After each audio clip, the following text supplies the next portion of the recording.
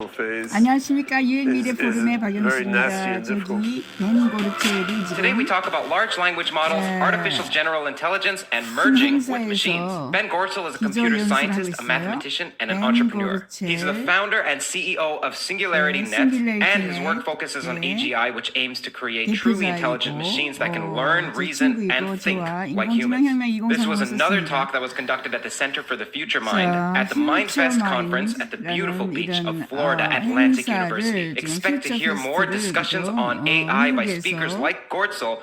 Gorsel will also appear with David Chalmers on an upcoming episode, as well as David Chalmers on his own, as well as Wolfram on his own, as a part 2 to the lecture that he's already given. Part 1 for Wolfram is listed here. This will occur over the next few days and weeks on the Theories of Everything channel. As usual, links to all are in the description. I would like to thank Susan Schneider, professor of philosophy, because this conference would not have occurred without her spearheading it, without her foresight, without her inviting Theories of Everything as the exclusive filmer of the event, as well as we're going to host a panel that will be on later with David Chalmers and Susan Schneider. I also would like to thank Brilliant for being able to defer some of the traveling costs. Brilliant is a place where there are bite-sized interactive learning experiences for science, engineering, and mathematics. Artificial intelligence in its current form uses machine learning, which uses neural nets, often at least, and there are several courses on Brilliant's website teaching you the concepts underlying neural nets and computation in an extremely intuitive manner that's interactive, which is unlike almost any of the tutorials out there. They quiz you. I personally took the course on random variable distributions and knowledge and uncertainty,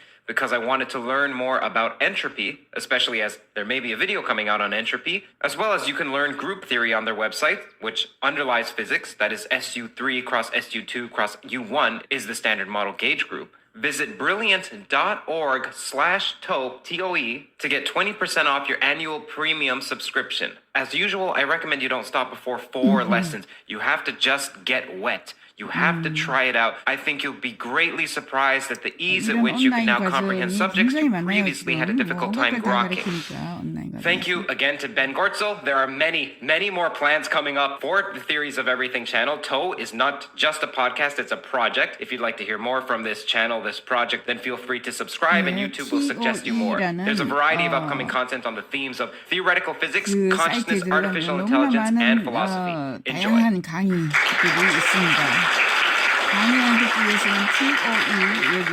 Thanks for inviting me, and it's a really fun time to be at a conference of this nature with all the buzz around AI and intelligence and AGI and so forth. I mean, as Rachel alluded, I've been doing this stuff for a while, like many of the speakers here. I mean, I did my PhD in math. I did my PhD in math in the late 80s, but even at that point, I was interested in AI and sort of the mathematics of mind and in implementing the mathematics of mind in computers. And of course, most people in this room know, though most people on the planet do not, that the AI field was already quite old by the 1980s, right? I mean now, you know, in the Uber ride over here, I told the lady driving the Uber I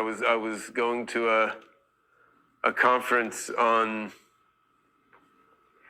basically machines that think like people and how to make machines think like people. I mean, she obviously had no tech background. I said, I've been working on this since the 80s. So first of all, she's like, oh, I had no idea people were working on this that long ago. Secondly, she's like, but I thought that had already been done, and machines could already think like people, right? So, I mean, her assumption is that it had already been solved and was running in the background, making some billionaires money, and like that was just the state of things, right? So, but as interesting, that certainly wasn't the case 5 or 10 years ago, right? But I think, yeah, folks in this room are aware that work on these topics has been going on a very long time, and also that many, perhaps almost all of the core ideas underlying what's happening in AI now are also fairly old ideas, which have been improved and tweaked and built on, of course, as better and better computers and more data and better networks and so on have allowed implementation of things just at a larger scale, and thus experimentation at a larger scale. So, it's been fascinating to hear talks on fundamental nature of consciousness and consciousness in babies and organoids, and then on the structure and dynamics of the physical universe being addressed using data structures and dynamical equations, really more characteristic of AI and computer science than of physics. So there's clearly fascinating sort of convergence and cross-pollination going on with biology, psychology, physics, computer science, math. I mean, more and more everything is coming together.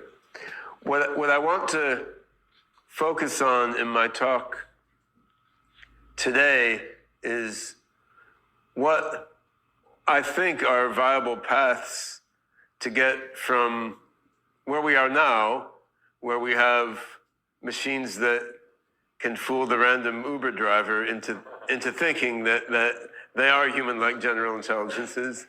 How do we get from where we are now to machines that actually are human-level general intelligences? And I believe shortly after that, we will have machines that are vastly greater than human-level general intelligences. But I'll say a little bit about that, but I'm going to focus more on the path from here to human-level AGI. And, I'll give a few preliminaries before I get into that. I'll talk a little bit about these GPT-type systems, which are sort of the order of the day, and a little bit about how I connect intelligence with consciousness. I'll try to go through these huge topics fairly rapidly and then move on to approaches to engineering AGI. So I think regarding ChatGPT, other transformer neural networks, a bunch of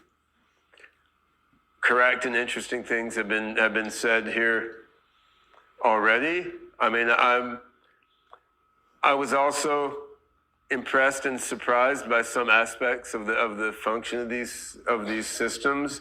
I was also not surprised that they lack certain sorts of fundamental creativity and the ability to do sustained, precise reasoning. And I think, while I was surprised at just how well ChatGPT and similar systems can sort of bullshit and bloviate and write college admission essays and all that, in a way, I'm not surprised that I'm surprised, because I know that my brain doesn't have a good intuition for what you do when you take the entire web and feed it into a database and put some smart lookup on top of it. I mean, just like I know my brain is bad at reasoning about the difference between a septillion and a nonillion. Like we're not really well adapted to think about some of these things that we don't come across in our everyday lives. So even now, like if you ask ChatGPT to compose a poem, and it does, I don't have a good intuitive sense for like how many poems of roughly similar nature are on the web and we're fed into it. And you could do that archaeology with great time and effort by putting probes into the network while it does certain queries. But that's a lot of work, right? And what's intriguing to me as someone who's written and thought a lot about general intelligence is these systems achieve what appears like a high level of generality relative to the individual human, right? They're very general compared to an individual human's mind, but they achieve that mostly by having a very, very broad and general training database, right?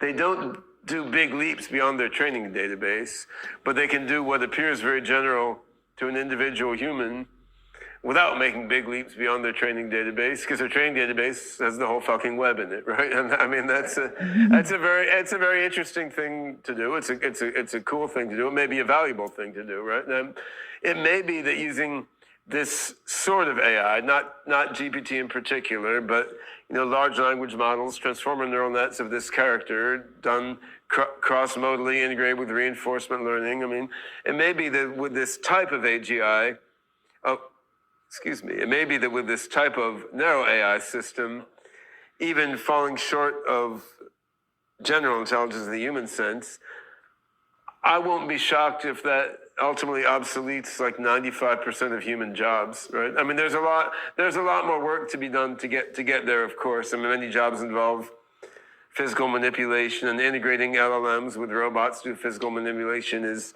hard, as we see from these robots here, like this dog whose head just fell off, and the Sophia, who's on a tripod, although she's been on wheels and legs at various times. So there's a lot of engineering work, there's a lot of training and tuning work, but fundamentally I wouldn't be shocked if very high percent of jobs that humans now get paid to do could be obsoleted by this sort of technology. And there are going to be jobs like a preschool teacher or hospice care or therapist that you just want to be done by a person, because it's about human to human connection, just like we see live music.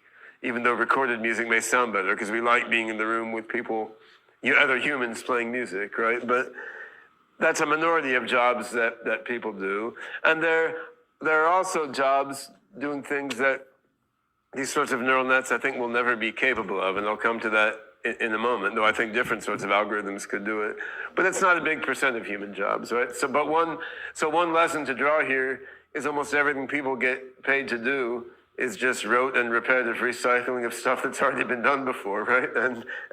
So if you feed a giant neural net with a lot of examples of everything that's been done before, that can then, pick stuff out of this database and merge them together judiciously, okay, you eliminate most of what people get paid to do. And it takes a little bit of time to roll this out in practice, not necessarily that long. Like I know some friends of mine who were from the AGI research community started a company called Apprente maybe 4 or 5 years ago. And what they started out wanting to build AGI, their VC investors channeled them, as would be the usual case, into doing some particular application instead. And what they ultimately did was automate the McDonald's drive-through. They sold the company to McDonald's maybe 2.5 years ago. It's now their technology is starting to get rolled out in some real McDonald's around the world, right? So you're getting that guy who sits behind the drive-through window listening to stuff over that noisy, horrible microphone, like give me a Big Mac and fries, hold the ketchup, right? I mean, so they're finally automating away these people, what's one thing that's interesting to me there is to see from that technology being shown to work to it actually being deployed across all the McDonald's is taking at least 5 years, right? So, I mean, it's obvious that could be automated to me a long time ago. It was shown 2.5 years ago that it could work on some McDonald's, but it's still not rolled out everywhere. It's rolled out in certain states, right? But then even like replacing the guy pushing the hamburger on the cash register with a touch screen where you push the hamburger yourself, like even that's taking a long time to get rolled out. So these practical transitions will take a while. They're really, really interesting. But there's some things I think are held back not by practical issues, but by fundamental limitations of this sort of technology. I mean, and in essence, I think these are anything that intrinsically requires taking a big leap beyond everything you've seen before. And this sort of gets at the fundamental difference between what I think of as narrow AI and what I think as AGI. What I think of as AGI, artificial general intelligence, which is the term I introduced in 2004 or something in an edited book by that name from Springer. And this refers to a system that has a robust capability to generalize beyond its programming and training and its experience, and sort of take a leap into the unknown. And that, every baby does that. Every child does it. I mean, I have a 5-year-old and a 2-year-old now, and 3 grown kids, and every one of them has made an impressive series of wild leaps into the unknown, like as they learn to do stuff that we all consider basic. Now that doesn't mean an AI system couldn't do the same things a 2- and 5-year-old can do without itself making a leap into the unknown. It could do it by watching what 1 billion 2-year-olds did and interpolating, but kids still do that. And in terms of job functions that adults do, I mean, doing impressive science almost always involves making a leap into the unknown. I mean, there's a bunch of garbagey science papers out there, but if you look at the Facebook Galactica system, which was released and then retracted by Facebook, I mean, a large language model for generating science papers and such, you can see the gap between what large language models can do now and even pretty bad, mediocre science. Like what Galactica spat out was pretty much science-looking gibberish. Like it spat out like, you ask it, tell me about the Lennon-Ono conjecture, and it will split out some trivial identity of set theory invented by John Lennon and Yoko Ono, and it's amusing, but it's not able to do science at the level of a mediocre master's student, right? Let alone a really strong professional researcher. And I mean, the part of the core reason there is that doing original science is about taking a step beyond what was there. It's specifically not about just recombining in a facile way what was there before. So writing an undergrad essay for like English 101 kind of is about making a facile recombination of what was there before. So that's already automated away, and we have to find other ways to attempt to assess undergrad students, right? So I mean, in music, I would say synthesizing like a new 12-bar blues song, there's no release system that can do that now, but I'm sure it's coming in the next few years, and some folks on my team in SingularityNet are working on that too. I mean, Google's model Music LM goes partway there, but it's not released. It's clear how to do better. On the other hand, think about if you fed a large language model or other comparable neural net with all music composed up to the year 1900, let's say, just supposing you had it all in the database, is it going to invent jazz? Is it going to invent progressive jazz? Is it going to invent rock? Like you could ask it, like, let's put West African drumming together with Western classical music and church hymns. It's going to give you Mozart and Swing Low, Sweet Chariot with a West African polyrhythmic beat, which may be really cool, but it's not going to bring you to Charlie Parker and John Coltrane, Jimi Hendrix and Spangle or whatever else, right? I mean, it's just not going to do it. So there's a sense in which this sort of creativity is combinatory, right? I mean, jazz is putting together West African rhythms with Western church music and chord progressions, and rock is drawing on jazz and simplifying it and so forth. But that type of combination that's being done when humans do this sort of fundamental creativity, it's different than the type of combination the ChatGPT type system is doing, which really has to do with how knowledge is represented inside the system. So I think these systems can pass the Turing test. They may not quite yet, but I think they can. Certainly, if you're talking about fooling a random human that it's a human, it can probably already do that. I suspect without solving the AGI problem, you could create a system that would fool me or anyone into thinking it was a human in a conversation, because so many conversations have been had already, and people aren't necessarily that clever either, right? So I don't think these systems could pass a 5-year-long Turing test, because I could take a person of average intelligence and I could teach them computer programming and a bunch of math, and I could teach them to build things and so on over a long period of time. And I don't think you could ever teach GPT-4 or ChatGPT in that sort of way. So I mean, if you give me 5 years with a random human, I could turn them into a decent AI programmer and electronics engineer and so forth. And that goes beyond, right? But Alan Turing didn't define the Turing test as 5 years long, right? He defined it as a brief chat. But of course, he wasn't imagining what would happen if you put all of the web into a lookup table either, right? Because he was very smart, but that was a lot to see at that point in time.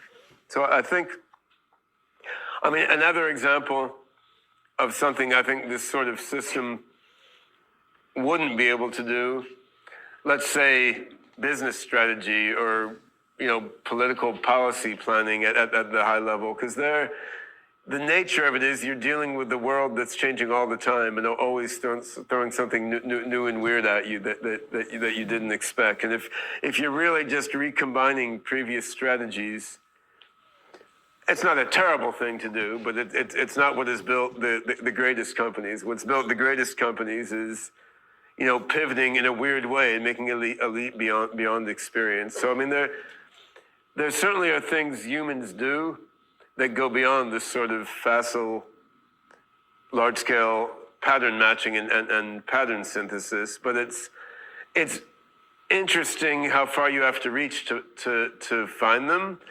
On the other hand, it does mean if you had a whole society of chat GPTs, it will never progress, right? I mean, and some people might like that better, but it would genuinely be, it will be stuck now in its shallow derivations of where you could get from now, right? It's never going to make another, it's not going to launch the singularity, and there's a lot of other smaller things in that it's not going to do. So I dwelt on that a bit, partly because it's topical, but partly because I think it frames a discussion on general intelligence reasonably well in the sense that it highlights quite vividly what isn't a general intelligence, right?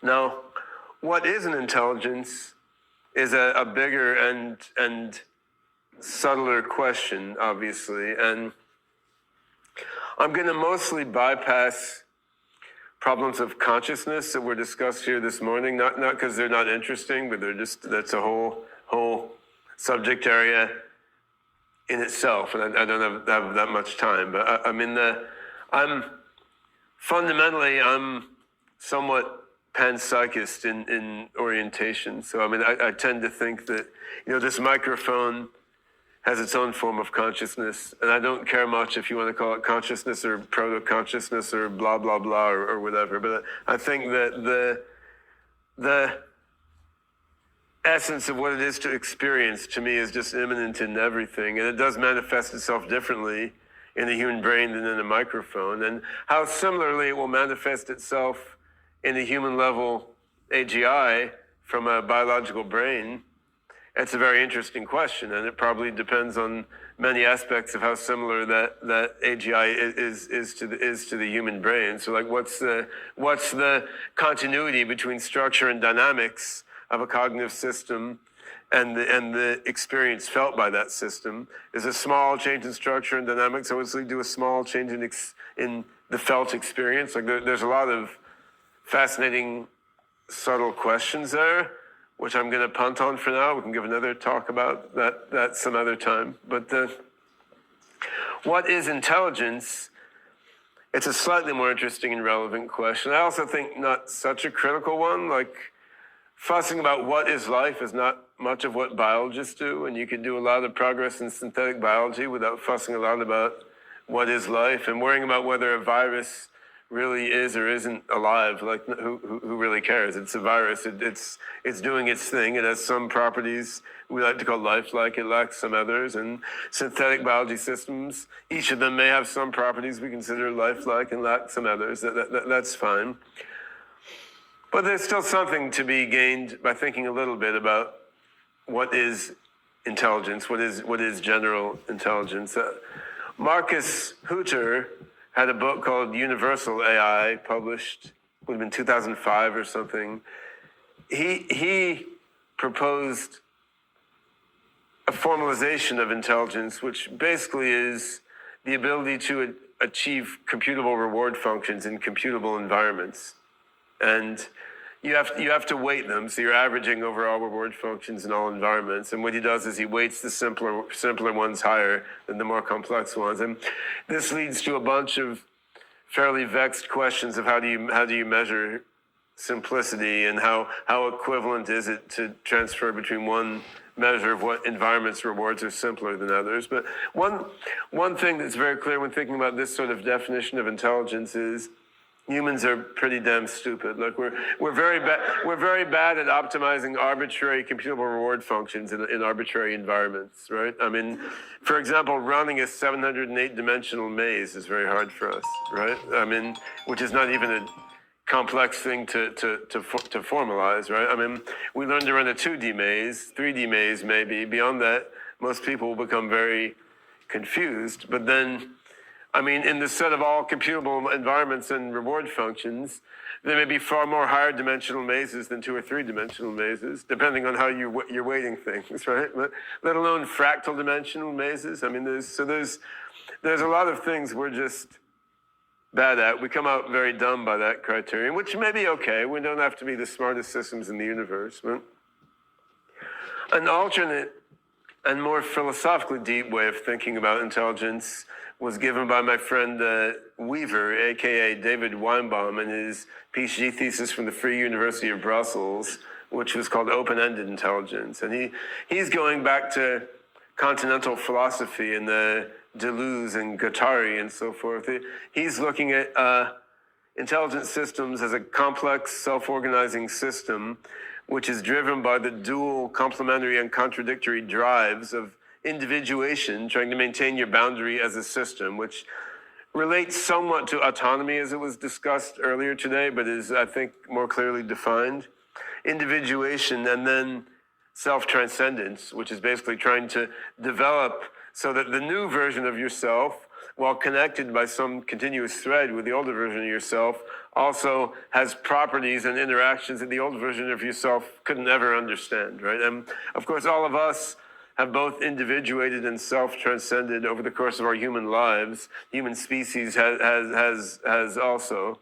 And this doesn't necessarily contradict Marcus Hutter's way of looking at it. I mean, you could say through the iterated process of individuation and self-transcendence, maybe we've come to be able to optimize even more reward functions and even more environments, right? I mean, there's all these abstract ways of looking at things don't really give us a way to tell how much smarter a human is than an octopus, or how smart a chat GPT is, you know, relative to Sophia, or exactly how far we've progressed toward AGI. I think all these theoretical considerations have a lot of mathematical moving parts and are quite abstract.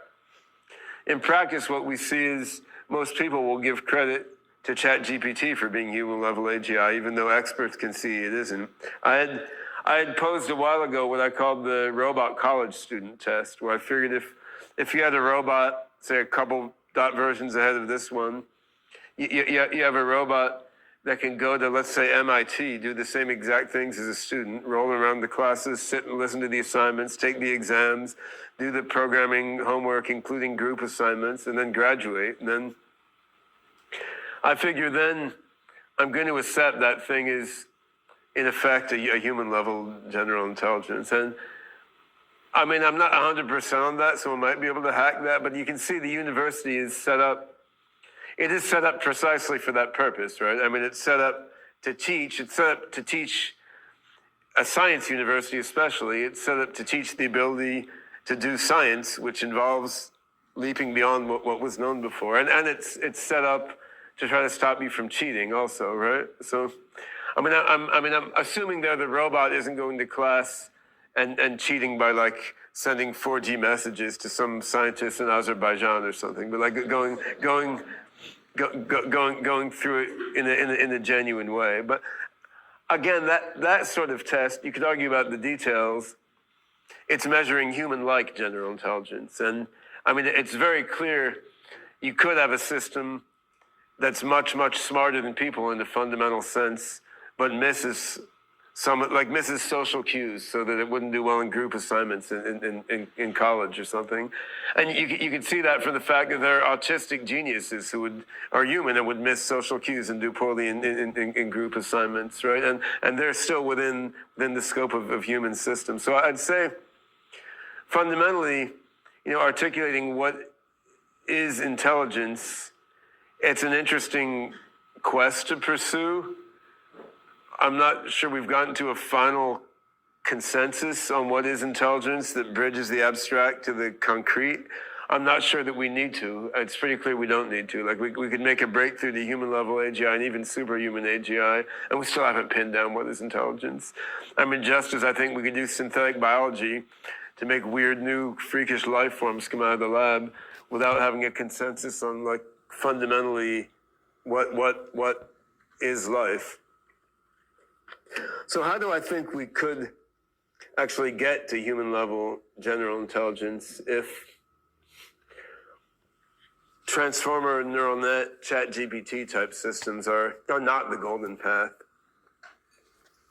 I don't see any reason there's one true golden path. I mean, I think a well-worn but decent example is manned flight. I mean, you've got airplanes, you got helicopters, you got spacecraft, you got blimps, you've got probably ways of flying that we got pedal-powered flight machines. You got probably many things that we haven't thought of for that, right? I mean, there you add the fundamental principles of aerodynamics and fluid mechanics, and when you know that, you can figure there's a lot of different ways to fly. And I think there's going to be a lot of different ways to make human-level general intelligence. Now, some will be safer than others, just like blimps blew up more than other modes of flying, and some will be easier to evolve further and further. So some ways of flying in Earth atmosphere are more easily evolved into ways of flying into space, right? Balloons are very poorly evolved. Hot air balloon doesn't turn into a spacecraft as well as you could take an airplane and sort of morph that to make it a spacecraft. But so I think there's going to be multiple different routes, and I'm going to briefly mention now 3 routes that I think have actual promise, one of which is what I'm currently mostly working on. So the first route I think has actual promise is actually trying to simulate the brain. And again, the people in this room are among the small percent of the human population who realize how badly current computer science neural nets fare if you think of them as brain simulations, right? I mean, the formal neuron embodied by some threshold function bears very little resemblance to a biological neuron. And even if you want to look at equation models, you have like Izhikevich's chaotic neuron model. I mean, you have Hodgkin-Huxley equation. I mean, you have mathematical models of a neuron that also aren't quite right, but they at least try. And what's inside current computer science neural nets don't try. Then you have astrocytes, glia, all these other cells in the brain that are known to be helpful with memory. You have all this chemistry in the brain. You have extracellular charge diffusion through the extracellular matrix in the brain, which gives you EEG waves. I mean, you've got a lot of stuff in the brain. We don't understand that well, and we're not modeling in any computer science neural net system. You also have a few cases known of wet quantum biology doing stuff in the brain, and how relevant they are to thinking in the brain is an unknown. But even without going quantum, we don't know enough about the brain to make a real computational brain simulation. There's no reason we couldn't. So I mean, I had a devious plan for this involving Sophia, which hasn't taken off yet. So what I planned is to make her a big fashion star, so that having a transparent plate on the back of your head was viewed as highly fashionable. Then you get people to remove the back of their skull and replace it with a transparent plate, like Sophia has, because it looks really cool, right? But then once people have that transparent plate, then you can put like 10,000 electrodes in there and measure everything that's happening in their brain while they go about their lives in real time, right? With that sort of data, you might be able to make a crack at really doing a biological simulation of the brain. And hopefully someone invents a less hideous and invasive mode of brain measurement, right? I mean, like things like fMRI and PET are incredible physics technologies. I feel like if we got another incredible physics technology to scan the dynamics of the brain with high spatial and temporal precision, we might gather the data we need to make a real brain simulation. And, you know, brain measurement is exponentially getting better and better. It's just so far the exponent isn't as fast as with computer software and AI, right? But it's coming along. Even without better brain simulations, I think we could be doing a lot better. I mean, no one is devoting humongous server farms to, you know, huge nonlinear dynamics simulations of all the different parts of the brain using, say, Izhikevich neurons and chaotic neural networks. I mean, it's if the amount of resources one big tech company puts into transformers were put into making like large-scale nonlinear dynamics simulations of brain based on detailed biology knowledge, I mean, we would gain a lot. We would learn a lot beyond where we are now. We still don't have data on astrocytes and glia and a lot of neurochemistry, right? So we're still missing a lot. Interesting to think about the strengths and weaknesses of that approach, though. I mean, one weakness is we don't have the data. Another weakness would be once you have it, all you have is another human in a computer. And we've already got billions and billions of irritating humans, right? So, I mean, granted, that's a human where you can probe everything that happens in their digital brain, right? So then you could learn a lot from it.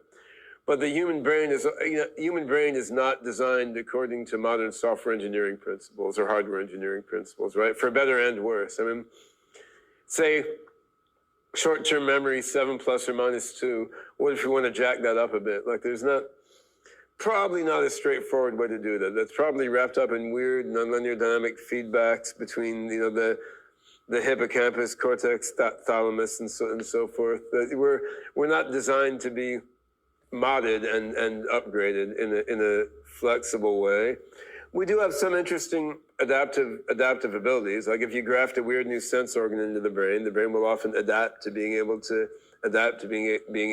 sense from it. But there's weaknesses, and then there's potential ethical weaknesses also. I mean, the maxim that absolute power corrupts absolutely was a sort of partial truth formulated by observing humans. It's not necessarily a truth about all possible minds.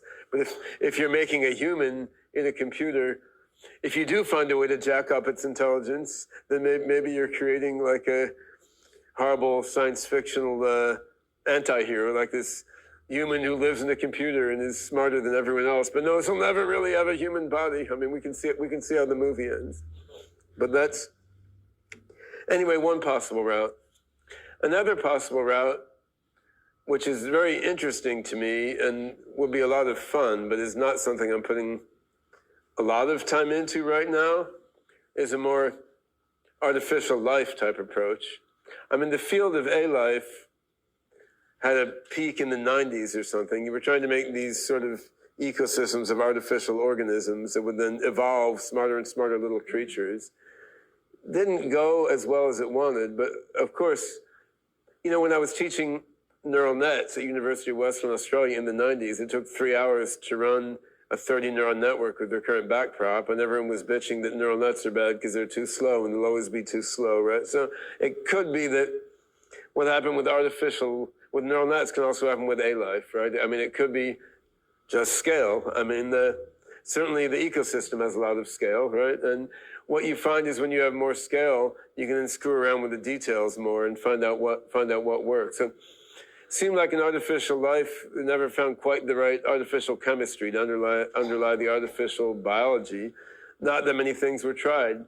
A guy named Walter Fontana had a cool system called algorithmic chemistry in the 90s and early aughts, where he was taking little Lisp programs and just made a big soup in which Lisp codelets would rewrite other Lisp codelets, and just trying to get autocatalytic networks to emerge out of that.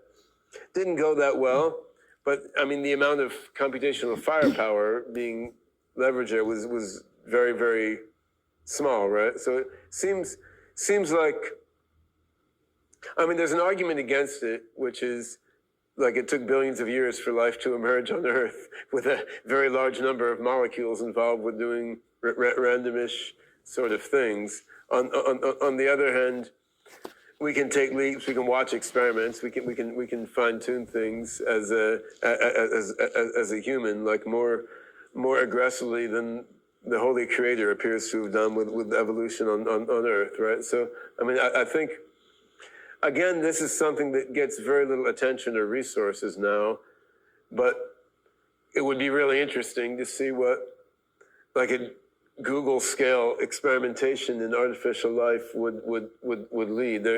There's not an obvious commercial upside to early stages of that sort of research as compared to question answering systems or something. And I have some further ideas on how to accelerate artificial life. But I'll mention that at the end because they involve my third plausible route to create AGI systems, which is what I'm actually working on now. And I'll just give a few minutes on that. I've given a lot of talks on it before, which you can find online. So in terms of name brand systems that would be AGI systems I'm working on now is called OpenCog Hyperon, which is a new version of the OpenCog system. So we had a system called OpenCog launched in 2008 based on some older code before that. Now we're making it pretty much from the ground up rewrite of that called Hyperon. But the ideas underlying it could be leveraged outside that particular name branded system. And one way to look at this is that we're hybridizing neural, symbolic, and evolutionary systems. Symbolic meaning logical reasoning, but not necessarily old-fashioned sort of crisp predicate logic. I mean, for those who are into wacky logic systems, it's probabilistic, fuzzy, intuitionistic, paraconsistent logic. So it's which sort of means probabilistic and fuzzy, probably you know what they mean. Paraconsistent means it can hold two inconsistent thoughts in its head at one time without going apeshit. Intuitionistic pretty much means it builds up all its concepts from experience and observation. So, but still logic theorem prover, right? So we're trying to deal with symbolic stuff by actual logic theorem proving. We're using neural nets for recognizing patterns in large volumes of data and synthesizing patterns from that, which they have obviously shown themselves to be quite good at. We're using evolutionary systems, genetic programming type systems for creativity, because I think mutation and crossover are a good paradigm for generating stuff that leverages what was known before, but also goes beyond it. But again, it depends on what is the level of representation at which you're doing the mutating and crossing over. So we're integrating neural, symbolic, and evolutionary methods, not by saying, okay, neural's in the box, symbolic is in the box, evolutionary is in the box, and then the boxes are communicating across these channels. What we're doing, we're making this large distributed knowledge metagraph. A metagraph is like a graph, but you can have links that span more than 2 nodes, like 3, 4, 5, or 100 nodes, and you can have graphs pointing to whole subgraphs. So a hypergraph is a graph which has n-ary as well as binary links. A metagraph goes beyond. You can have links pointing to links or links pointing to general subgraphs. So we have a distributed knowledge metagraph. There's an in-RAM version of the knowledge metagraph also. We represent neural nets, logic engines, and evolutionary learning inside the same distributed knowledge metagraph. So in a sense, you just have this big graph. Parts of it represent static knowledge, part represent active programs. The active parts run by transforming the graph, and the graph represents the intermediate memory of the algorithms also. So you have this big self-modifying, self-rewriting, self-evolving graph, and the initial state of that graph is that some of it represents neural nets, some of it represents symbolic logic algorithms, some of it represents evolutionary programming, some of it just represents whole bunches of knowledge, which could be fed in from databases. They could be fed in by knowledge extraction from large language models, or that they could be fed in from pattern recognition on sense perception, right?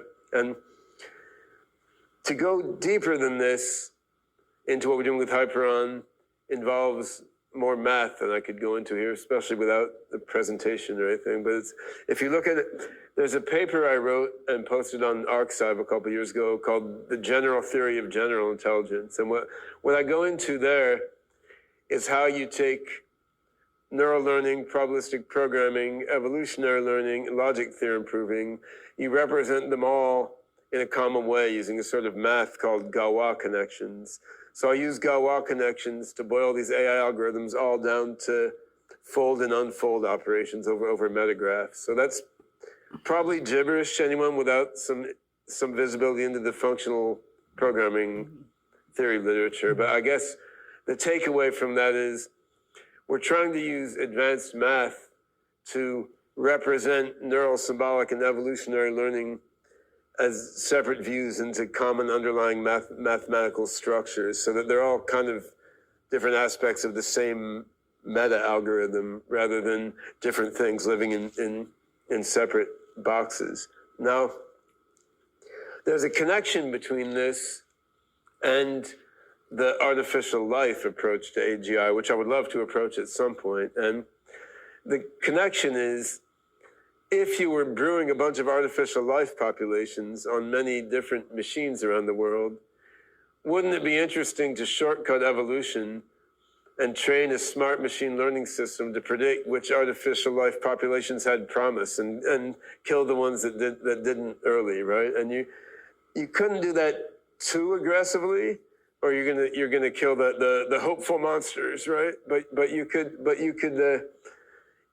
certainly identify a lot of things that just aren't promising, and identify something early as really promising and make multiple clones of it, right? So the idea of a narrow AI and then eventually AGI, like evolution master, to help brew the artificial life soup seems really, really quite interesting to me, and maybe could shortcut past the 4 billion years of however many billion years life has been evolving on Earth problem, right? So I think, of course, there's also ways more and more advanced AI can help with a neuroscience approach to AGI also. There's no doubt. Machine learning is already all over neuroscience, so there's no doubt that steps toward AGI could help with inferring things about how the brain works from available neuroscience data. I still think you may fundamentally need more data than we have now. So those three approaches, I think, are all promising and could work. And finally, I want to briefly note the role of hardware in all this, just for a couple minutes, because that's sort of what ended up bringing me here to Florida right now. Actually, was the hardware side of things.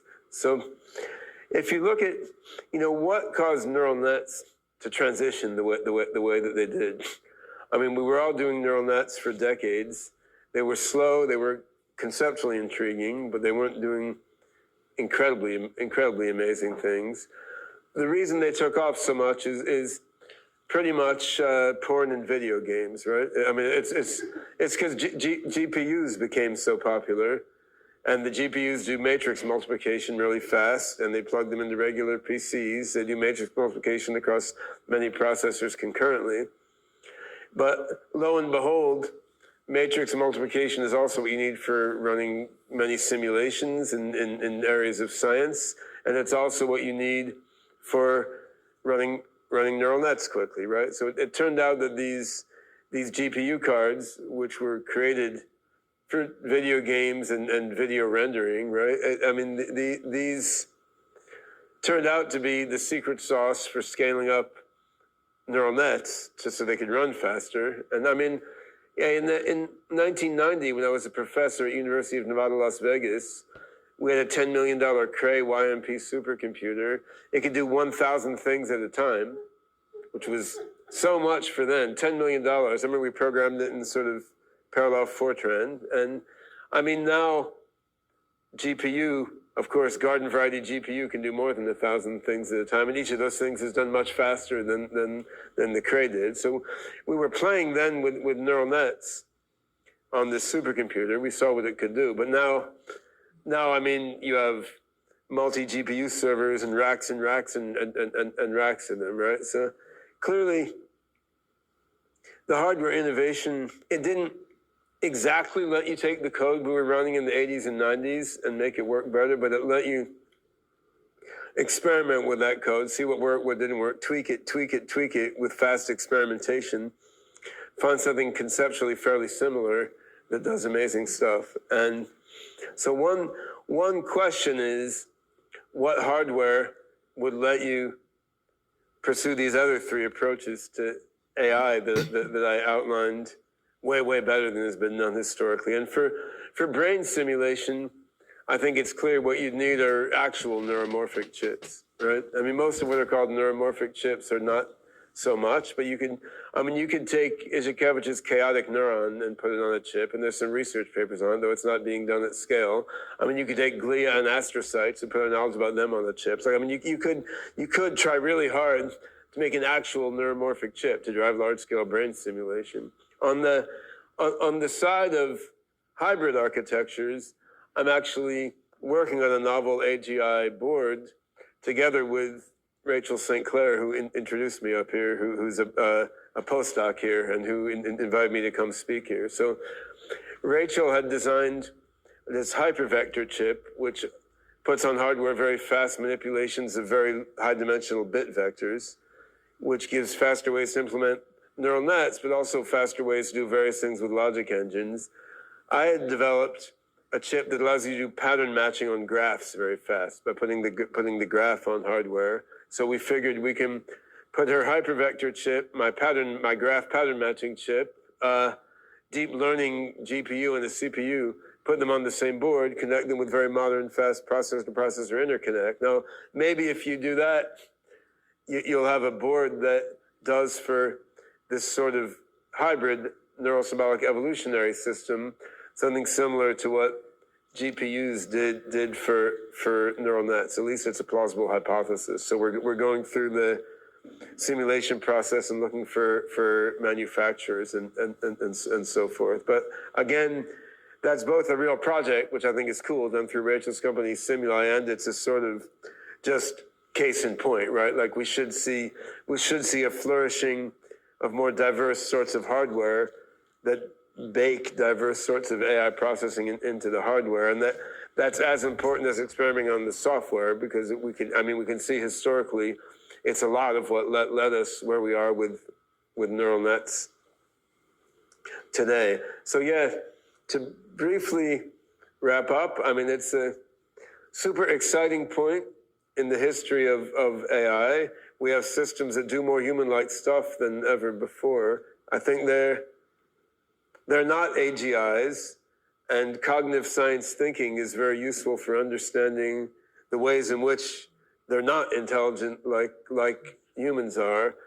On the other hand, I think many of the same underlying technologies are going to be useful for building actual AGIs. So while I don't think the ChatGPT type systems are on the direct path, I mean, I think they're indirect evidence that we are probably not that far off from AGI. So I think I agree with Sam Altman. We could be at human level AGI in 5 years or something from now.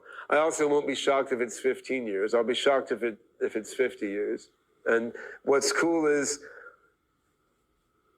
how uncontroversial these statements are in so many circles are now, right? It's cool and it's scary, but certainly an exciting time to be doing this sort of research. So if you want to find out more about all this, there's my website, gertzel.org, has links to a lot of things I'm doing.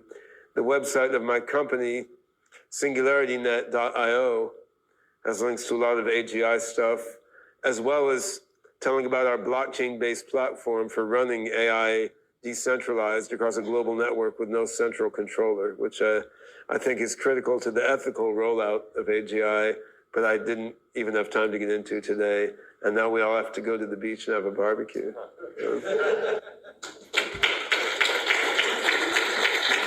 네, 벤 거르첼이 AGI 5년 후에 다가올 것이라고 이야기하고 있습니다. Okay. Sometimes we put AGI as a high bar of what we're trying to achieve, but it's probably going to be pretty uneven. So in what ways will it exceed human intelligence? What is the likely scenarios? And will those areas be identifiable by humans? Well, I think that within, let's say, a couple years, just to throw a concrete number out there, I think within a couple years of getting a true human-level AGI, we will have massively superhuman AGI that will exceed humans in essentially every respective intelligence. So, I mean, I think once we have an AGI that can do computer science and math and computer programming, that can do the stuff that people in this room can do, I see no reason it couldn't upgrade its code base and improve the algorithms underlying itself to make itself, say, 1.2 times as smart as it was initially. And then you lather, rinse, repeat. And this gentleman here wrote a paper on this some years ago. So so in which ways the first AGI will exceed people is not obvious and could depend on what route you take, right? It's like if it came out of an approach with a symbolic logic engine in it, it's going to be way better at reasoning than people are. If it came out of a brain simulation, then it might not be better at reasoning than people are. But you could still feed more sensors into it than you can feed into a single human brain, so it would get some added understanding that way. But no matter how you get there, I think there's a recursive improvement loop you'll enter into, particularly when you consider you can make a large number of copies of this system, right? Like you have one smart human, okay, well then within a reasonable amount of cost, you have 100, maybe 1,000 smart humans, but they can do direct brain-to-brain sharing of knowledge, right? So it's pretty easy to see how you get that recursive self-improvement. I mean, you can't rule out there being some limit, but it seems really outlandish that like there's a fundamental limit at only 1.5 times human intelligence. To me, that's like saying you'll never make something run more than 1.5 times as fast as a cheetah or something. That doesn't feel right. I finally get to ask one question. I'm curious because, you know, we think that AIs do have this recursive self-improvement capability, but when we're thinking about AI as a distributed environment with an ecosystem of different AI services and large language models and, you know, all kinds of entities controlled by who knows what, right? Certainly not aligned organizations. Why think that the future brings this, you know, improvement in the intelligence level? Why not think of the future more in terms of what's been happening in bad scenarios with the amplification of discontent on Facebook, for example? Well, I think that recursive self-improvement, at one level, it happens, I mean, in one sense, it happens on a different level than that, right? So when you can think about a large knowledge metagraph like we have in OpenCog Hyperon, and we have our own programming language, which is called Meta, M-E-T-T-A, Meta Type Talk is the acronym. So we have our Meta language, which basically interprets directly into nodes and links. And actually, to model the semantics of that, we use the mathematics of the infinity groupoid from category theory, which is equivalent to Wolfram's Rulliad that he was talking about. So I thought that was interesting. He uses this Rulliad structure built of all these hypergraphs.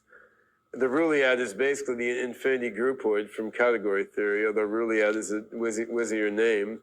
And we use metagraphs, which are like hypergraphs with a few extra features. So actually the self-rewriting, self-organizing data structure we're using in Hyperon is highly similar to this self-rewriting data structure he's using to model fundamental physics, although the statistics of the networks you see for modeling particles and objects are different than the statistics of networks you see if you're trying to model common sense knowledge.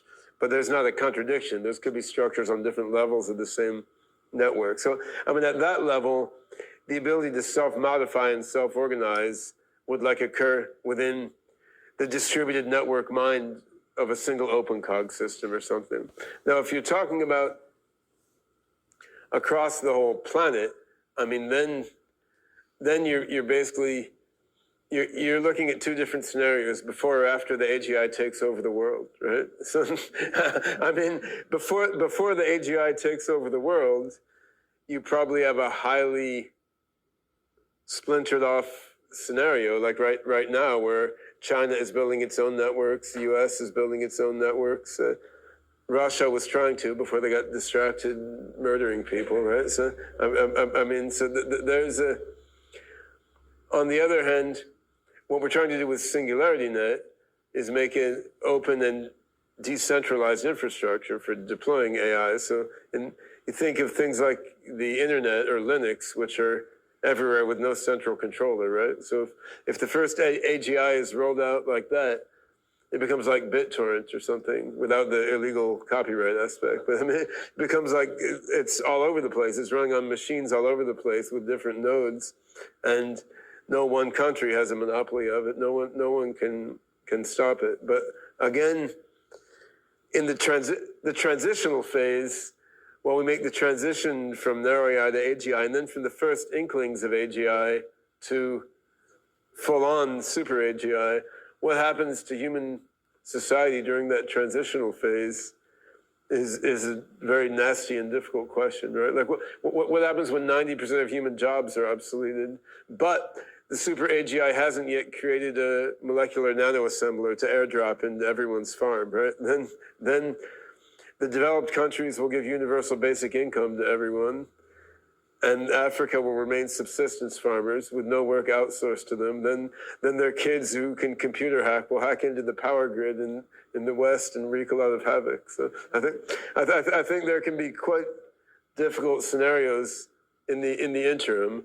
Yet I'm an optimist on the whole, in that I think once you have an AGI that's several times human level intelligence, then it can just cut through all this. I mean, then it's much smarter than we are, and it can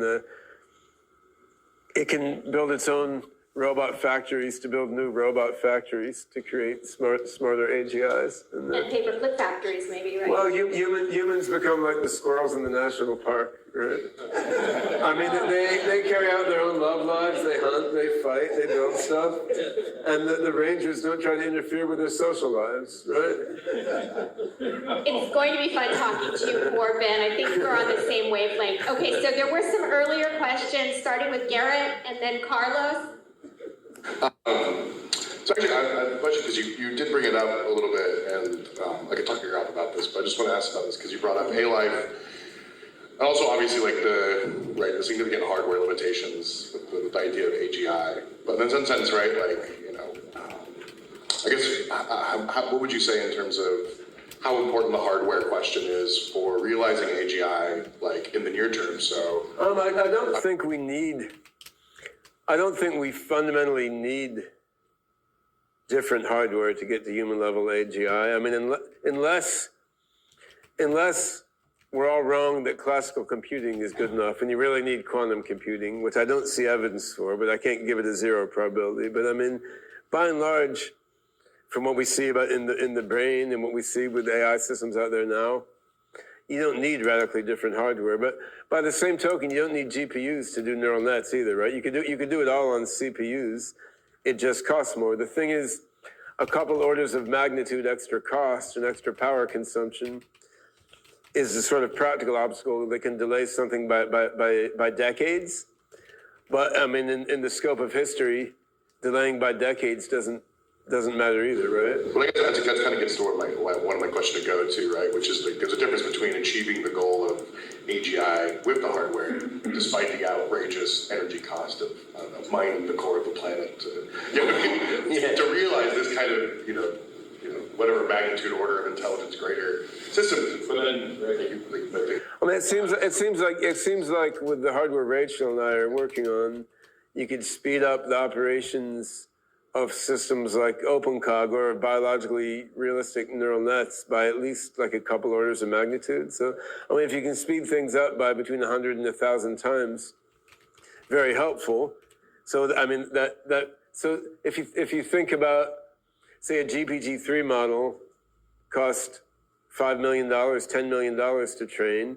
Well, if you didn't have GPUs, let's just, for sake of argument, say it took 100 times longer, right? I mean, so then instead of 10 million, it's $1 billion. But I mean, these companies have $1 billion, right? So I mean, and now OpenAI is getting $29 billion, right? But the thing is, no one wanted to give them $29 billion before they spent the 10 million, right? So it's the higher cost will slow things down, and making chips that can speed things up by 100 or 500 times, I mean, obviously will shave time off it, but I don't think it's a really fundamental necessity. I mean, if quantum computing were needed, that would be more like a fundamental necessity. I mean, you could, of course, simulate the Schrodinger equation on a classical computer, but then you're getting into like many, many, many orders of magnitude slowdown. It becomes infeasible. Yeah, thank you. So on your three alternatives towards AGI, like one of them is one in which artificial general intelligence sort of like emerges from simulating the brain in a kind of like individualistic, isolated manner. And the other ones are more like how we evolve and the conditions of the constraint. No, I mean, I think artificial life is how we evolved. I think an open cog system is very much not how we evolved. So my question is the role of social intelligence in the development of our general intelligence. So Yeah, I think that's somewhat independent of the three avenues that I outlined, and that any one of those avenues could be pursued in a way that's heavy on social intelligence, right? I mean, because you could, instead of making a single brain simulation, you could simulate the brains of a tribe and put them in robots or in virtual characters in a game world and let them buzz around and do things. And certainly with open cog systems, I didn't go into this, but we're looking at exactly that. We're looking at using open cog Hyperon systems to control humanoid agents in a 3D virtual world. And I want to get them to collaborate to build stuff. And one experiment I'm very interested in is seeing if you can get a collection of open cog agents to invent their own language, to communicate with each other about building stuff, right? So, I mean, you could do social intelligence things really in any of these paradigms. I think a difference is in the sort of neural symbolic evolutionary approach, there's more ways to cheat by injecting knowledge into the system's brain. Like you can inject databases in it. We're working on ways to take all the knowledge from a large language model like a GPT-4, turn it all into huge predicate logic statements. They can then be fed into a logic engine. We don't know how to, if I had 1 trillion predicate logic statements, which are useful knowledge, I don't know how to feed them into a brain simulation or an A-life system. I do know how to feed them into an open cog system. So that's a difference. Like how easily can you cheat and inject knowledge? But social intelligence, I think you could do in any of these paradigms, and maybe a critical thing to do. I mean, we want to experiment with it. I think Misha had a question. Yeah, sorry, I just have a quick question.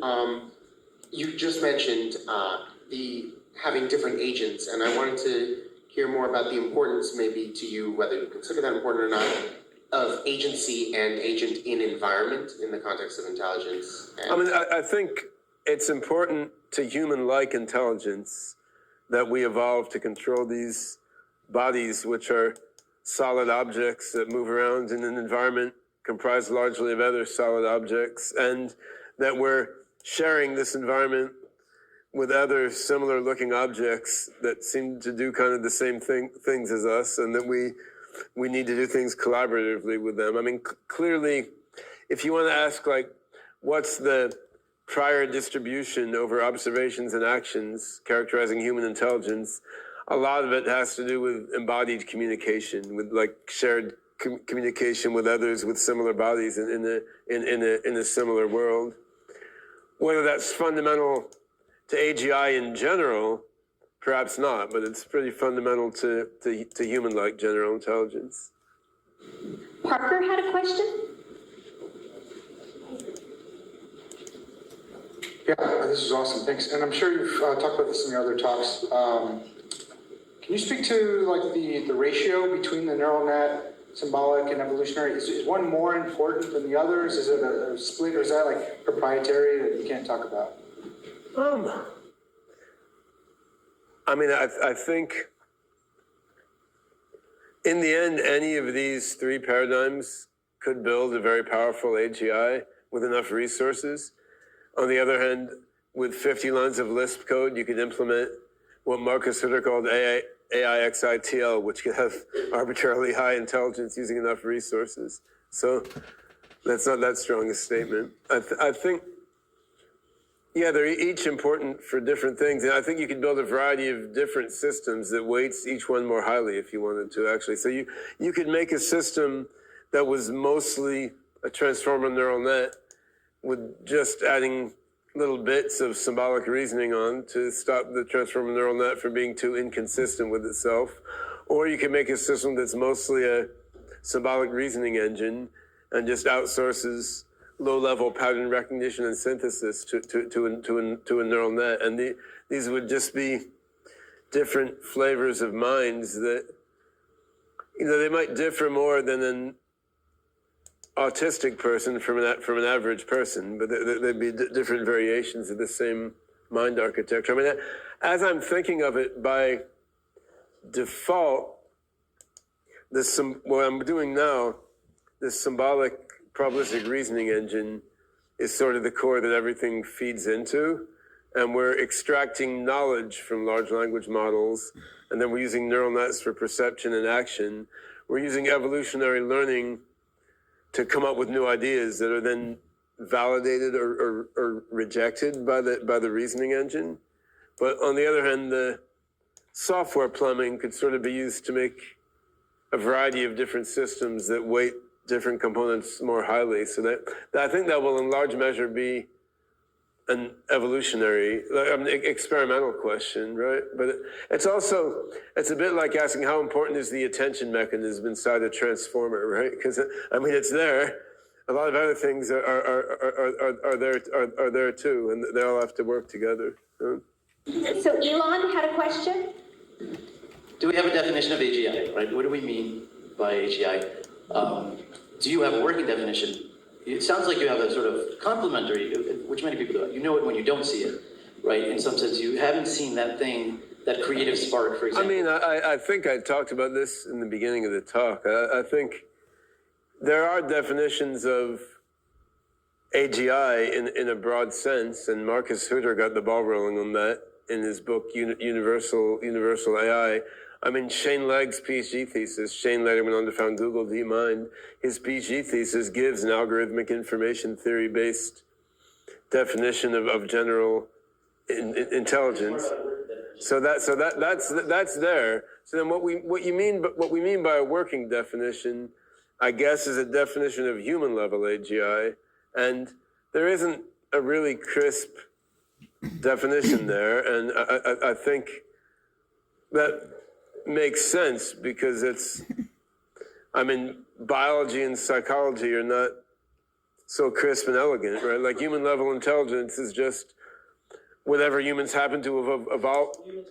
It's just whatever we happen to have evolved to do by now, right? So I mean, I think one thing that ChatGPT highlights is that being able to do like 80% of what 80% of people do, like most of the time, still is radically not the same thing as fundamental human level general intelligence. And this is why I said, well, what about the 5-year Turing test, right? Like if I, which kind of ties in with the robot college test, right? So I think what that's leaning toward is you would want a system to be able to, over a multi-year period, grow its knowledge from starting point to new knowledge at the end of that multi-year period, at least as well as a human can, and that's different than just having the specific capabilities of a human at any one point in time. So that's something I would definitely look at in practice. Like if we had a system with a certain level of knowledge and intelligence, and we didn't upgrade the software, right? But we interacted with and taught the system things, let it experiment with things, and it gained vast amount of new capabilities through its own experimentation with the world, including gaining new domains of knowledge, right? Like a person does. That would certainly impress me, and that's something that every little kid does, and certainly no And fine tuning. I mean, that's exactly what it's doing. When you give it new information, it learns that new information and incorporates it. It's able to do complete. Well, it is not at all gaining fundamentally new skills and weren't represented in its training database. No. Language, you can learn a different logical system. I can teach it new predicates, new functions. Depends what you mean by a fundamentally different skill. Yeah. I mean, if there was no, for example, a young child who has never played any musical instrument, you can then teach to play a musical instrument, which is different than someone who has mastered 10 musical instruments learns to master the 11th musical instrument. And I mean, there's certainly a difference there. Because I mean, it can learn a new language, but it knows a lot of languages already. So that's not a new. It's not a new What would type be a good of. example of it? It's not a new type of skill. I mean. All right, well, I think now what we need to do is thank Ben very much and thank all of the speakers for today. That was a really interesting day. All right. Well, after immersing yourself in this encouraging and somber lecture from the Center for the Future Mind, you may be eager to explore more of the astounding and troublesome developments in artificial intelligence. To satiate your curiosity, I invite you to browse through the accompanying